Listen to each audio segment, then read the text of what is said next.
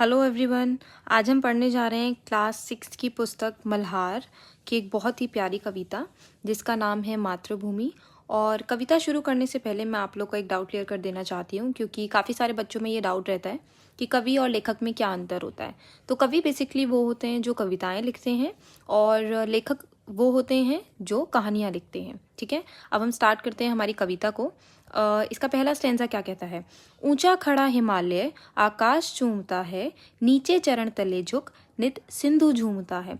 यानी कवि क्या कह रहे हैं स्टैंजा में, हमारा हिमालय पर्वत इतना ऊंचा है जैसे आसमान को छू रहा हो, नीचे सागर झुककर जैसे उसका स्वागत कर रहा हो। ठीक है, नेक्स्ट स्टैंजा क्या है। गंगा यमुन त्रिवेणी नदियां लहर रही हैं, जगमग छटा निराली पग पग छहर रही हैं। यानी कि गंगा और यमुना जैसी पवित्र नदियां बह रही हैं, हर जगह सुंदरता और पवित्रता दिखाई देती है। ठीक है, नेक्स्ट स्टैंजा है। वह पुण्य भूमि मेरी, वह स्वर्ण भूमि मेरी, वह जन्म भूमि मेरी, वह मातृभूमि मेरी। यानी कवि गर्व से कहते हैं यह मेरी पवित्र सोने जैसी भूमि है, यही मेरी जन्मभूमि है और यही मेरी मातृभूमि है। ठीक है, नेक्स्ट स्टैंजा की ओर बढ़ते हैं। झरने अनेक झरते जिसकी पहाड़ियों में, चिड़ियां चहक रही हैं हो मस्त झाड़ियों में। यानी कि हमारे देश की पहाड़ियों से झरने गिरते हैं, चिड़िया खुशी से गाती हैं, भारत की धरती खुशियों से भरी हुई है। ठीक है, नेक्स्ट स्टैंजा की ओर बढ़ते हैं। अमरैया घनी है, कोयल पुकारती है, बहती मलय पवन है, तन मन संवारती है। यानी कि यहाँ के आम के पेड़ जिनको हम अमरैया कह रहे हैं, यहाँ के आम के पेड़ घने हैं, कोयल मधुर आवाज में गाती है, मलय पर्वत से आने वाली ठंडी हवा शरीर और मन दोनों को ताजगी देती है। ठीक है, नेक्स्ट स्टैंजा की ओर बढ़ते हैं। वह धर्म भूमि मेरी, वह कर्म भूमि मेरी, वह जन्म भूमि मेरी, वह मातृभूमि मेरी। यानी कवि गर्व से कहते हैं यह मेरी धर्म की भूमि है, मेरे अच्छे कर्मों की भूमि है, यही मेरी जन्म भूमि है और यही मेरी मातृभूमि है। नेक्स्ट स्टैंजा की ओर बढ़ते हैं।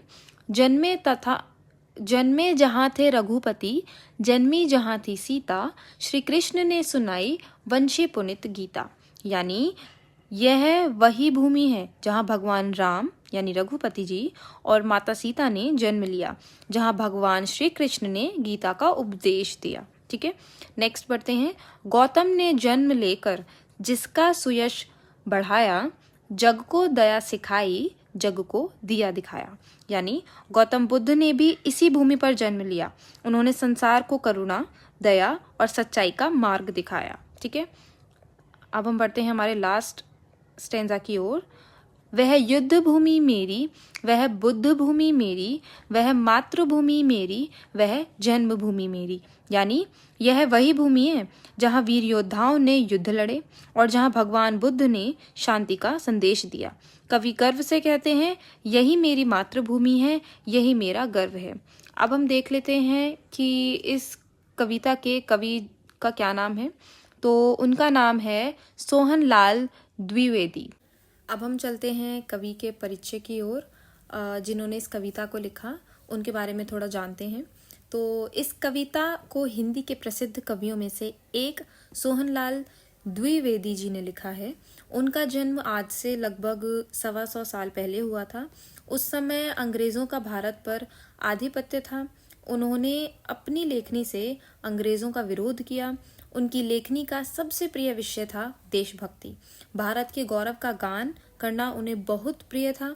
उनके कुछ और चर्चित रचनाएं हैं जैसे कि बढ़े चलो और कोशिश करने वालों की हार नहीं होती आदि। अब इसका मतलब समझते हैं कि इसका क्या मतलब है। इस कविता को सोहनलाल द्विवेदी जी ने लिखा है। वे हिंदी के प्रसिद्ध कवि थे। उनका जन्म लगभग 100 साल पहले हुआ था। उस समय अंग्रेज़ों का भारत पर शासन था। ठीक है, सोहनलाल जी ने अपनी कविताओं से अंग्रेज़ों का विरोध किया। उन्हें देशभक्ति के बारे में लिखना बहुत पसंद था। वे हमारे भारत की महिमा और गौरव की बातें करते थे।